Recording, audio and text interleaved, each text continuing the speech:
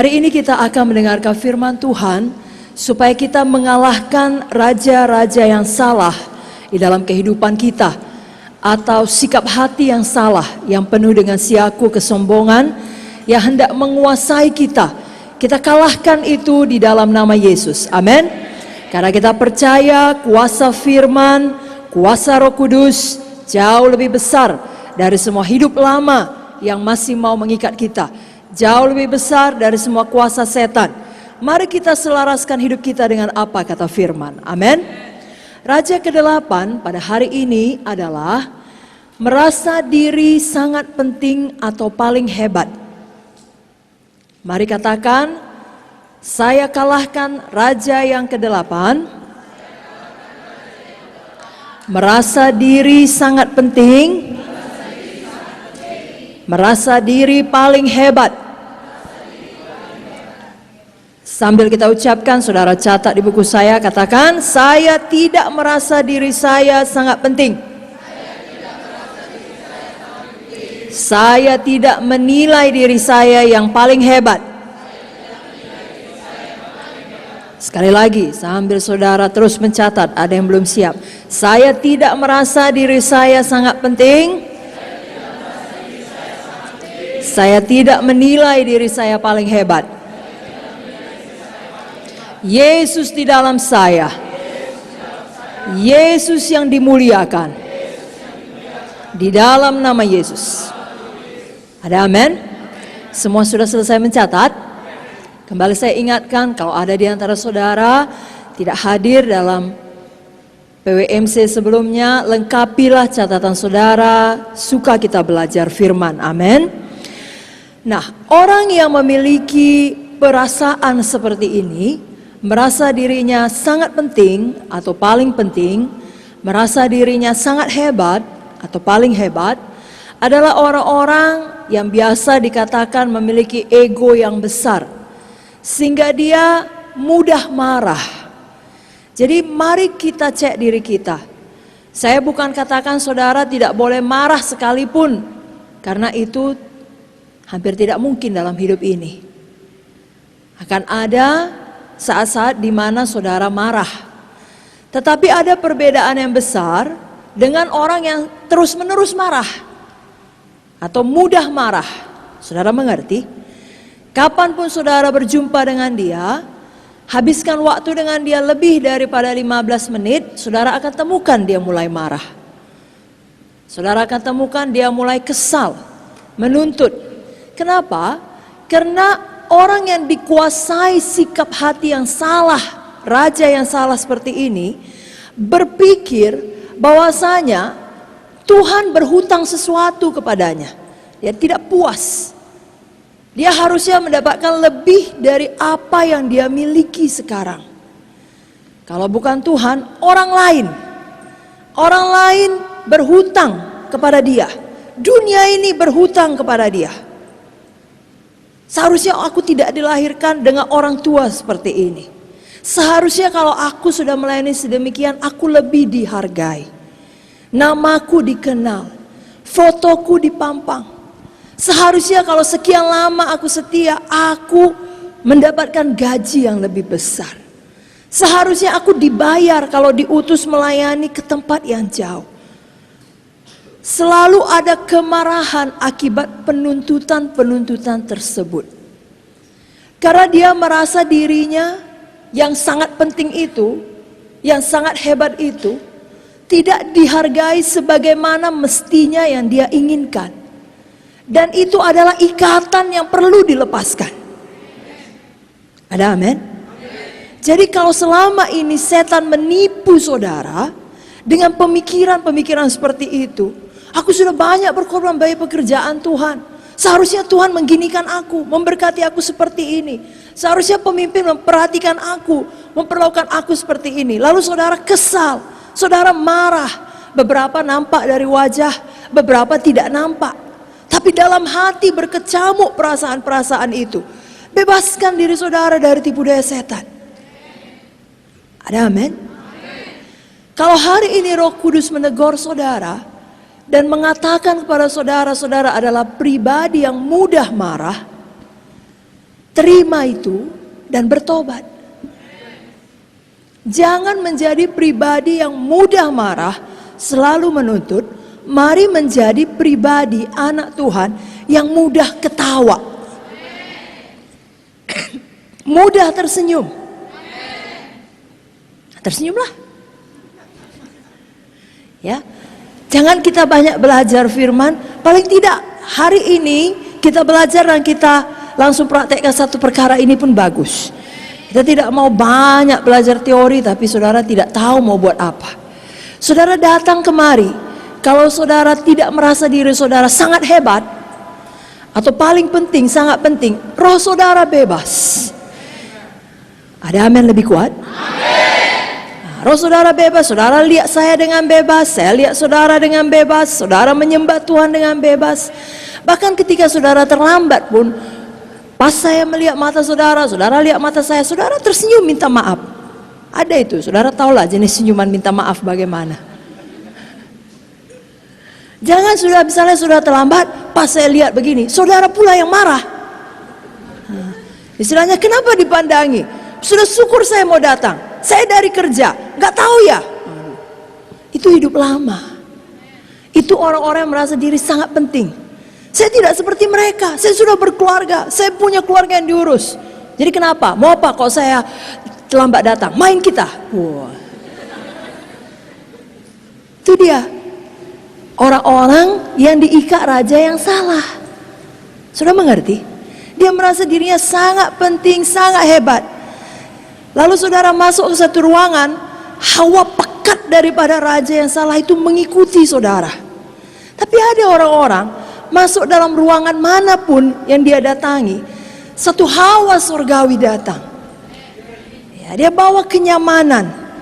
Orang lihat dia, orang tenang. Ya, orang tahu dia sudah datang, orang ikut merasa nyaman. Jadilah orang seperti itu. Orang tadinya suntuk, saudara datang dengan senyum kasih, bukan senyum-senyum cengengesan. Ya, nggak ngerti, bukan, nggak. Tapi karena ada sukacita Tuhan dalam saudara. Cerita hidup saudara adalah cerita tentang Tuhan. Ya, saudara gampang senyum. Kenapa? Karena memang dari dalam ini senyum. Bukan senyum dibuat-buat, tidak. Saudara bersyukur saudara selamat. Bersyukur saudara dipilih Tuhan untuk melayani Tuhan. Saudara penuh dengan rasa terima kasih kepada Tuhan. Lalu itu terpancar, keluar dia, tidak dapat ditahan. Saudara sukacita, saudara senyum. Dan itu memberkati orang lain. Mari kita praktekkan. Mari kita senyum dulu semuanya. Senyumlah pada saya. Senyumlah pada kiri kanan. Oke? Belum semua senyum. Jangan mencatat. Saya tidak suruh mencatat. Saya suruh senyum. Tidak ada yang perlu dicatat sekarang. Ya, tidak ada yang perlu dicatat. Tidak usah ambil apa-apa dari tas. Tidak ada. Sekali lagi, senyum kiri, senyum kanan, senyum belakang, senyum depan. Sekarang tambahi, selain daripada senyum katakan, roh saya bebas, roh saya bebas, roh saya bebas, roh saya bebas. Amin. Artinya apa? Yesus yang saudara tunjukkan. Ya, bukan diri saudara, roh saudara bebas. Saudaraku, jangan mudah marah. Saya ulangi lagi, jangan mudah, tapi mudah selalu suka. Mari kita buka ayatnya. Mazmur 37. Nah, ini banyak. Baiklah, kita pilih satu ayat ya. Mazmur 37 ayat 8. Mari baca kuat-kuat. 1 dapat. Mazmur 37 ayat 8. 1 2 3 ya. Berhentilah marah dan tinggalkanlah panas hati itu. Jangan marah, itu hanya membawa kepada kejahatan. Hafal. Berhentilah marah dan tinggalkanlah panas hati itu. Jangan marah, itu hanya membawa kepada kejahatan. Oke, ganti seperti ini. Saya berhenti marah, ikut. Saya berhenti marah. Saya tinggalkan panas hati. Lalu bilang sama dirinya, pegang seperti ini, jangan marah. Itu hanya membawa kepada kejahatan. Ulangi, saya berhenti marah. Saya tinggalkan panas hati. Jangan marah. Itu hanya membawa kepada kejahatan. Saudara saja, 1, 2, 3, ya.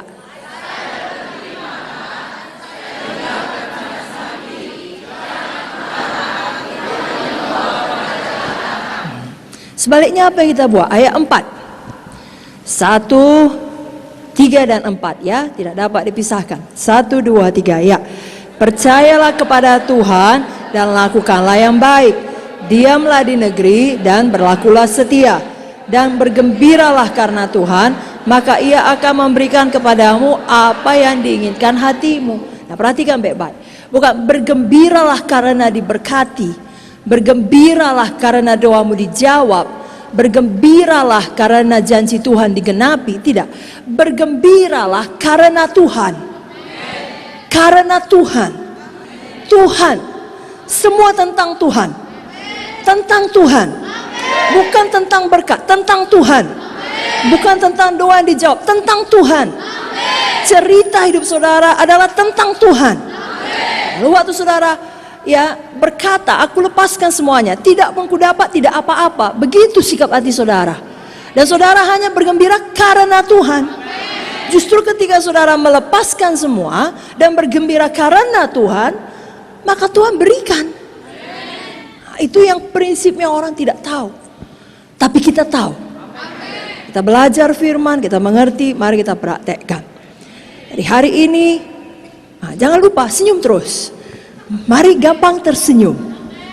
Ya, kalau saya jumpa saudara, sama-sama kita saling mengingatkan, senyum kak. Lalu kak saya pun akan bilang, saudara juga senyum. Amin. Sekali lagi, kiri kanan katakan, saya suka tersenyum. Kamu pun suka tersenyum. Bilangnya jangan, saya suka tersenyum, kamu pun suka. Jangan gitu, sambil senyum lah. Jangan diancam dia. Ayo sambil senyum. Saya suka tersenyum. Tuh. Jangan senyum yang mengerikan itu. Saya suka tersenyum. Senyum yang baik. Jangan senyum menakutkan. Ulang. Saya suka tersenyum. Kamu pun suka tersenyum. Kita semua suka tersenyum. Karena kita bergembira karena Tuhan. Kita bergembira karena apa? Karena apa? Hanya karena Tuhan. Berikan tepuk tangan untuk Tuhan Yesus. Baik, sekali lagi angkat tangan saudara, tutup mata saudara, katakan saya berhenti marah. Saya tinggalkan panas hati.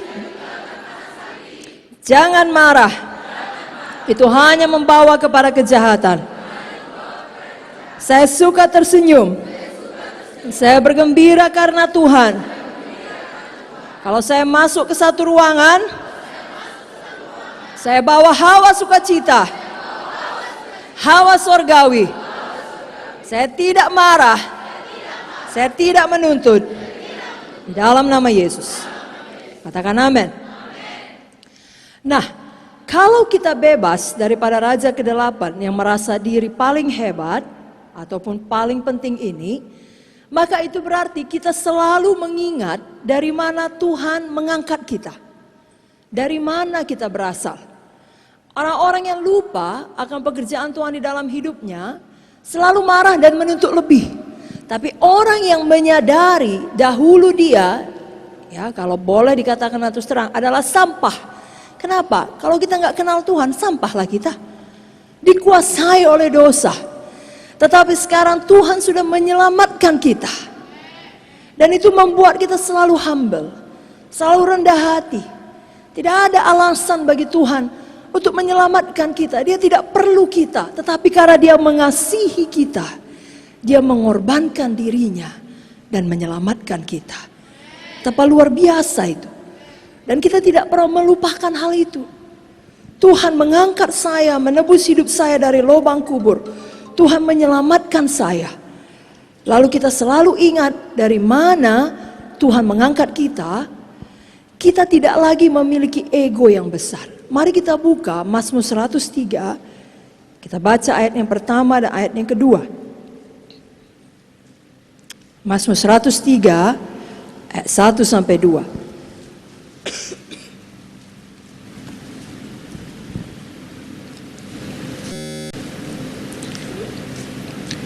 Satu, dua, tiga, ya. Dari Daud, pujilah Tuhan hai jiwaku, pujilah namanya yang kudus hai segenap batinku, pujilah Tuhan hai jiwaku, dan janganlah lupakan segala kebaikannya. Bisa ingat? Sekarang kita masuk ayat 34, 1, 2, 3, ya. Dia yang mengampuni segala kesalahanmu, yang menyembuhkan segala penyakitmu. Katakan amin. Ayat 4, 1, 2, 3, ya. Dia yang menebus hidupmu dari lubang kubur, yang memahkotai engkau dengan kasih setia dan rahmat. Inilah pekerjaan Tuhan. Ingat ini saudaraku. Dia tebus hidup kita dari lubang kubur, dari cara hidup yang sia-sia, dari semua kejahatan dan dosa yang saudara perbuat di masa lalu. Dia tebus hidup saudara dan memahkotai saudara dengan kasih setia dan rahmat. Dia membuat saudara yang tadinya sampah menjadi terpuji, terpandang, dimahkotainya saudara, kudus. Oleh karena darahnya yang menguduskan saudara. Nah, banyak orang melupakan hal ini, sehingga menjadi sombong, merasa diri hebat. Tidak ingat dari mana kutuk keluarganya, ya, kutuk dosa daripada nenek moyangnya. Tidak tahu dia betapa Tuhan sudah melepaskan dia daripada itu. Padahal sangat parah. Dari mana Tuhan panggil dia? Saudara, jangan demikian. Sangat luar biasa Tuhan membebaskan saudara dari kutuk dosa keluarga saudara. Maka beberapa di antara saudara, saya tahu cerita keluarga saudara. Nah, luar biasa karya Tuhan tersebut. Tetap rendah hati. Amin saudaraku. Ada seorang pendeta, dia memiliki satu gereja yang baik dengan jumlah jemaat kurang lebih 200 sampai 300 orang yang setia. Tetapi dari rumahnya menuju gereja tempat dia melayani tiap hari Minggu, dia harus melewati gerejanya Rick Warren, ya, mega church dengan kurang lebih ya 15.000 seaters, orang-orang datang. Dan hanya untuk memasuki ibadah itu, perhatikan kemari, mobil-mobil harus antri berjam-jam. Jadi dia tiap kali mau melayani harus berangkat lebih cepat, melewati kemacetan orang-orang yang mau ke Rick Warren. Tapi dia berkata kepada Tuhan, besok-besok ku tempellah bumper stiker di belakang mobilku, mau ke tempat VIP ikuti saya, supaya siapa yang mau diikutinya lalu ikutinya aku ke gerejaku. Saking dia kepengennya. Jemaatku cuma 200-300, Tuhan, ini Rick Warren punya sampai 15.000. Setidaknya ya Tuhan, percikilah sedikit, 1.000-2.000 pun jadi. Sudah sangat luar biasa kepadaku kalau punya jemaat 1.000-2.000. Ya. Tanpa dia sadar, dalam hatinya ada penuntutan, ya, ada perasaan Tuhan berhutang. Seharusnya kalau Rick Warren diberkati, aku juga. Kalau pendeta itu diberkati, aku juga. Aku pun sama-samanya sungguh-sungguhnya. Itu tidak boleh saudaraku. Panggilan tiap orang berbeda. Dan kemudian Tuhan mengingatkan kepada dia. Ya, singkat cerita, intinya Tuhan bilang, orang tuamu pun belum selamat sampai saat ini. Dan kau diselamatkan dari hidup yang sangat jahat. Jadi sudah luar biasa, aku memilih dan memakai engkau, memperlengkapi engkau, sehingga engkau berhasil memiliki jemaat 200-300. Pendeta yang kau katakan tadi, yang punya sampai 15.000 jemaat, adalah keturunan keempat. Generasi orang benar. Di mana dari moyangnya pun menyembah Tuhan, mengabdikan hidup kepada Tuhan, dan sudah menabur banyak bagi kerajaan sorga. Kepada generasi kedua, kepada generasi ketiga, dan akhirnya turunlah kepada dia generasi keempat. Lalu yang kau lihat, sekarang dia punya jemaat sekian, kau punya jemaat sekian, kau hitung dulu. Sebenarnya ada padamu pun sudah sangat luar biasa. Saudara mengerti? Nah, banyak kita seperti itu. Kita pikir diri kita hebat, kita tuntut Tuhan, kita bandingkan seharusnya aku seperti dia. Saudara tidak tahu cerita di balik cerita. Mungkin dia keturunan kedua. Mungkin orang tuanya sudah banyak berbuat bagi kerajaan sorga, sudah menabur. Orang tuanya pulang ke sorga, dia yang menuainya. Tapi saudara bisa membuat perubahan untuk generasi berikut saudara. Jadi mari ingat dari mana Tuhan panggil saudara. Dan rendah hati. Bukan marah dan menuntut. Kerjakan saudara punya tugas untuk generasi ini. Tuhan mau kita menyelesaikan panggilan kita untuk generasi kita. Tanpa perlu membandingkan diri pada orang lain. Mari angkat tangan saudara, katakan, saya ingat Tuhan panggil saya dari hidup yang lama. Dari lubang kubur Tuhan menebus saya. Tuhan memahkotai saya dengan kasih setia dan rahmat. Saya tidak akan lupakan dari mana Tuhan memanggil saya. Saya tidak mau sombong. Saya tidak mau menuntut. Saya rendah hati. Saya bersyukur. Dan saya mau sungguh-sungguh melayani. Katakan amin. Amin. Miliki satu sikap yang berkata, aku dapat digantikan. Kenapa? Karena itu memang kenyataan. Jangan merasa diri sangat hebat, paling hebat. Aku adalah worship servant di sini, tidak dapat digantikan. Lalu saudara sengaja membuat sedemikian rupa. Bagi saudara worship servant, kita bicara terus terang. Ya. Kalau saudara yang mimpin, wah, saudara buat sehabis-habisnya. Lalu kapan pengkhotbah mau ambil alih? Saudara nggak buat sehabis-habisnya supaya orang tahu begitulah bedanya panggilan kami. Lihat waktu saya memimpin jemaat sungguh-sungguh kan? Nah, cobalah kamu. Itu jahat saudara. Saudara semua kita bisa digantikan. Tidak ada yang tidak bisa. Paling baik kita jangan digantikan selagi kita masih hidup. Paling baik kita hidup dan selesaikan tugas kita. Kita pulang ke sorga. Selama kita hidup, kita punya murid. Ketika kita pulang, dia bisa gantikan. Nah, tapi kalau kita tidak sungguh-sungguh, semua kita bisa digantikan. Kenapa? Karena hidup ini bukan tentang kita, tentang Tuhan.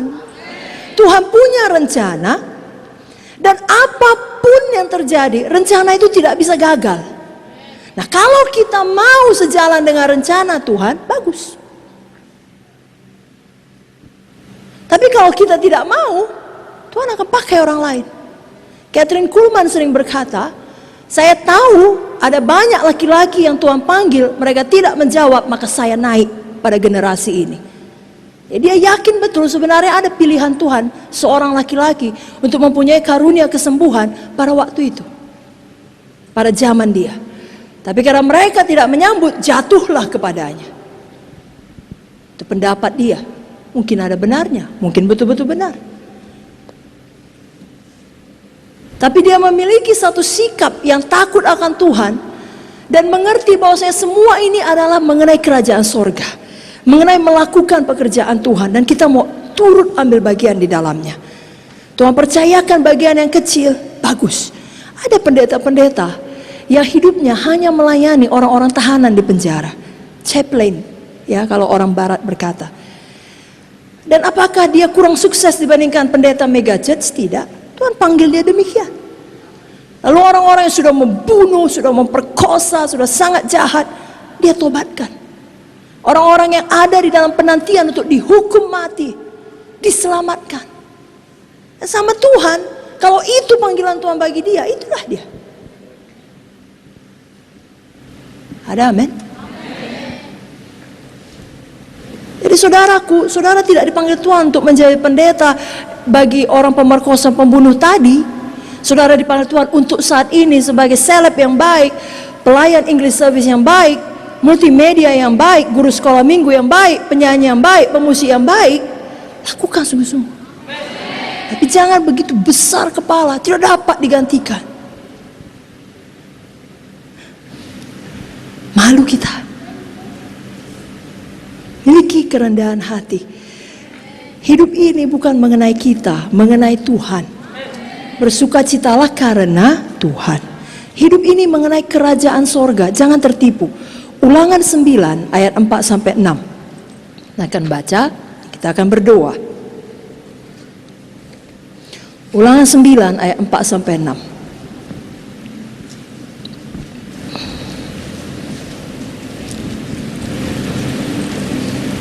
Satu, dua, dapat? Mari bangkit berdiri. Bersaudara lebih sungguh-sungguh, ini ayat yang penting. Karena memang kita juga mau berdoa. Ulangan 9 ayat 4-6. Semua membaca, keluarkan suara saudara sampai saudara bisa dengar suara saudara. Oke, berdiri tegak, tidak usah sandar sana sini, saudara sanggup berdiri. 1, 2, 3, ya. Janganlah engkau berkata kepada apabila Tuhan Allahmu telah mengusir mereka dari hadapanmu, karena jasa-jasakulah Tuhan membawa aku masuk menduduki negeri ini. Padahal karena kefasikan bangsa-bangsa itulah Tuhan menghalau mereka dari hadapanmu. Bukan karena jasa-jasamu atau karena kebenaran hatimu engkau masuk menduduki negeri mereka, tapi karena kefasikan bangsa-bangsa itulah Tuhan Allahmu menghalau mereka dari hadapanmu. Dan supaya Tuhan menepati janji yang diikrarkannya dengan sumpah kepada nenek moyangmu, yakni Abraham, Ishak dan Yakub.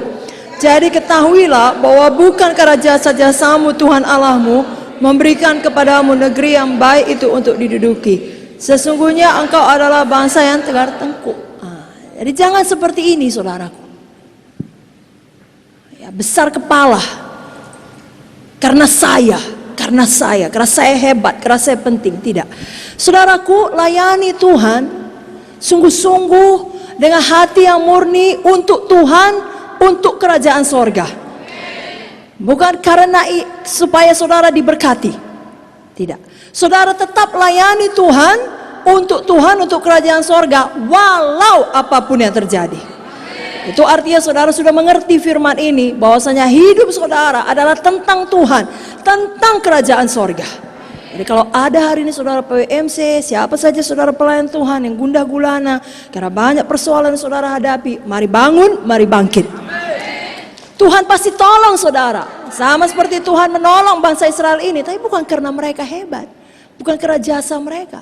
Karena memang itu rencana Tuhan, itu janji Tuhan yang Tuhan mau genapi. Jadi hidup saudara banyak persoalan, pasti Tuhan tolong. Maju terus. Bukan karena supaya saudara kelihatan hebat, tidak. Karena memang itu jalan Tuhan, itu firman Tuhan, itu tidak bisa gagal. Dan karena Tuhan mengasihi saudara, Tuhan punya panggilan dalam hidup saudara untuk membangun kerajaan sorga. Jadi karena Tuhan, untuk Tuhan. Selaraskan diri saudara dengan rencana Tuhan. Jangan seperti Roma 12 ayat 3, tampilkan di depan saudara, ini ayat yang terakhir. Roma 12 ayat 3. Mari kita baca sama-sama. 1, 2, 3, ya. Berdasarkan kasih karunia yang dianugerahkan kepadaku, aku berkata kepada setiap orang di antara kamu, janganlah kamu memikirkan hal-hal yang lebih tinggi daripada yang patut kamu pikirkan, tapi hendaklah kamu berpikir begitu rupa sehingga kamu menguasai diri menurut ukuran iman yang dikaruniakan Allah kepada kamu masing-masing. Pada kamu masing-masing. Masing-masing punya panggilan. Jangan menilai diri lebih hebat daripada yang seharusnya. Saudaraku, ada satu cerita, kalau saudara ingat dalam buku Esther, kira-kira Esther pasal 6, mengenai orang yang merasa dirinya sangat hebat, sangat penting ini. Saudara tahu siapa namanya? Haman. Jadi suatu hari raja tidak bisa tidur, lalu dia membaca dan dia dapatkan cerita bagaimana Mordekai, seorang Jewish, seorang Yahudi yang telah menyelamatkan nyawanya dari rencana pembunuhan teroris. Ya, 2 orang hendak membunuh raja, Mordekai menyelamatkan. Lalu raja berkenan, raja menghormati orang ini.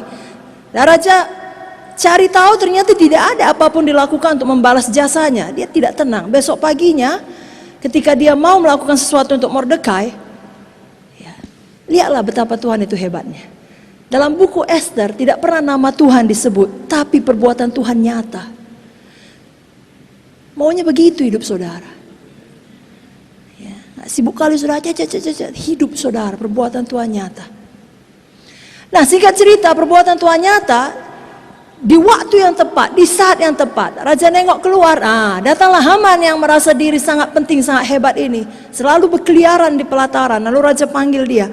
Dan raja berkata, Haman, aku punya seseorang yang sangat aku berkenan kepadanya, sangat aku hormati. Haman ini merasa dirinya lah, siapa lagi dalam kerajaan ini yang lebih dihormati raja selain aku?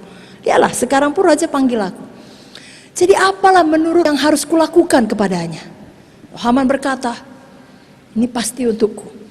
Ambil pakaian kerajaan raja, ambil mahkota yang biasa dipakai raja, ambil kuda yang biasa dikendarai raja. Pilih salah satu pembesar untuk memakaikan itu kepada dia, memakaikan bajunya, mahkotanya, mengangkat dia ke keledainya, ke kuda raja, lalu mengarak dia keliling negeri ini sambil menyerukan, inilah yang dilakukan raja kepada orang yang dikenan olehnya, kepada orang yang dihormati olehnya. Pikirnya mantap lah ini, jadilah kepadaku. Saudara tahu apa jawab raja? Bagus sekali usul Haman. Sekarang lakukan itu kepada Mordekai, orang Yahudi itu. Nah, itulah dia, kalau kita selalu besar kepala, menganggap diri paling penting, lain otak kita berpikir. Prinsip yang perlu saudara ingat, Tuhan selalu merendahkan orang sombong, tapi meninggikan orang yang rendah hati. Tolak kesombongan saudaraku. Saudara mau bertobat? Mari kita berdoa.